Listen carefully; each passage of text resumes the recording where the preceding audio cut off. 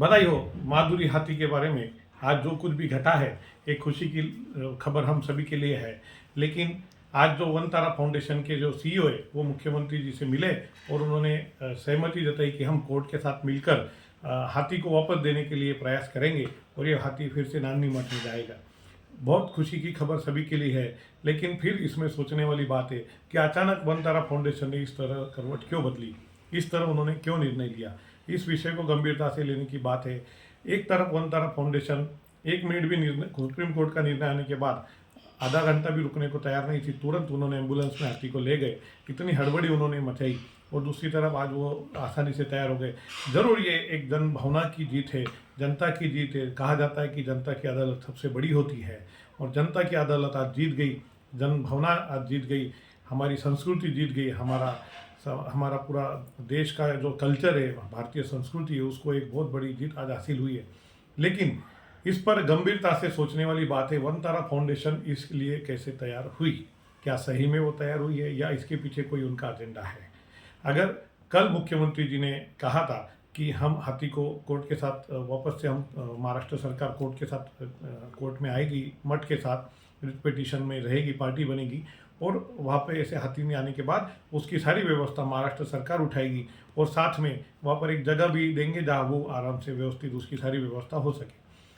ऐसा लग रहा है कि यह अचानक जो कल कुछ भी घटा है इसमें वन तारा फाउंडेशन ने अचानक अपनी करवट बदली है। क्या वजह हो सकती है। जहाँ तक मुझे लगता है हमको अभी भी गंभीरता से रहने की ज़रूरत है। हमें आज भी सोचा विचार करने की ज़रूरत है। अगर ये हाथी वापस आता है तो जब नानी मठ सारी व्यवस्था करने को तैयार है, सारा कोल्हापुर उसकी सारी व्यवस्था देखरेख करने को तैयार है, महाराष्ट्र सरकार भी उसके लिए सारी व्यवस्था में अपना हाथ बटाने को तैयार है, तो फिर वन तारा फाउंडेशन का बीच में रोल क्यों चाहिए। अगर ये हाथी हमारा है, अगर मठ हमारा है, सरकार हमारे साथ है, तो ये तीसरी पार्टी को साथ में होने की कोई आवश्यकता नहीं है।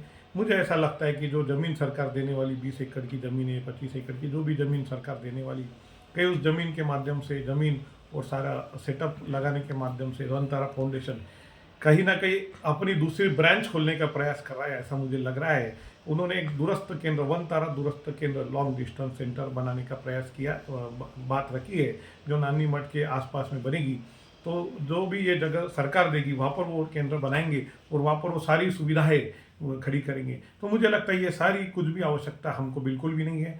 वो जो भी जगह सरकार देगी, सरकार उसमें सारा इंफ्रास्ट्रक्चर खड़ी करने वाली है। मेंटेनेंस करने के लिए हमारे सारे लोग हैं, सारा समाज है, हर कोई आज उसके लिए तैयार है।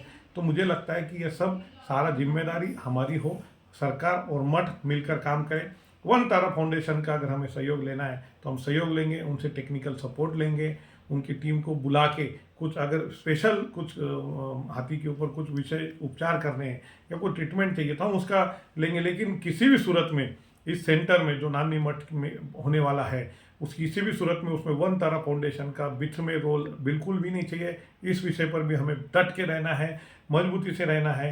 नहीं तो मैं बता दूं कि आने वाले समय में 2-5 साल में ऐसा लगेगा कि वन तारा फाउंडेशन का ही है सेंटर बन गया हो और ये हाथी के साथ साथ आसपास के दूसरे मठों की भी हाथी ला कर रखेंगे और वो वन तारा सेंटर दूसरा उनका एक पार्ट 2 उनकी एक शाखा बन जाएगी।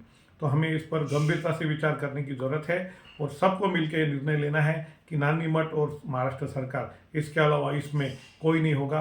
वन तारा फाउंडेशन भी नहीं होगी, पेटा भी नहीं होगी और कोई भी संस्था, पूरे देश की कोई भी संस्था इसके बीच में ना आए। हाथी की व्यवस्था करने में हम सक्षम हैं, 40 साल हमने व्यवस्था करके दिखाई है और आगे भी करेंगे। और अब जब सरकार हमारे साथ है तो हमें ये हमारे लिए और भी ज़्यादा मजबूती हमें मिल रही है। हम ज़रूर इस पर काम करेंगे। फडणवीस ने जो हमारे मुख्यमंत्री, उन्होंने पिछले 2 दिन में जो फास्ट एक्शन लेकर जो काम किया है, मैं उनका बहुत शुक्रिया अदा करता हूँ। जैन समाज की ओर से, हमारी ओर से शुक्रिया अदा करता हूँ और हम उनसे यही आशा करते हैं कि इस विषय में आप किसी भी विषय में वन तारा फाउंडेशन को बीच में ना लें। महाराष्ट्र सरकार और नानी मठ ही इसे संभालेगा, इसका हम सभी प्रयास करें।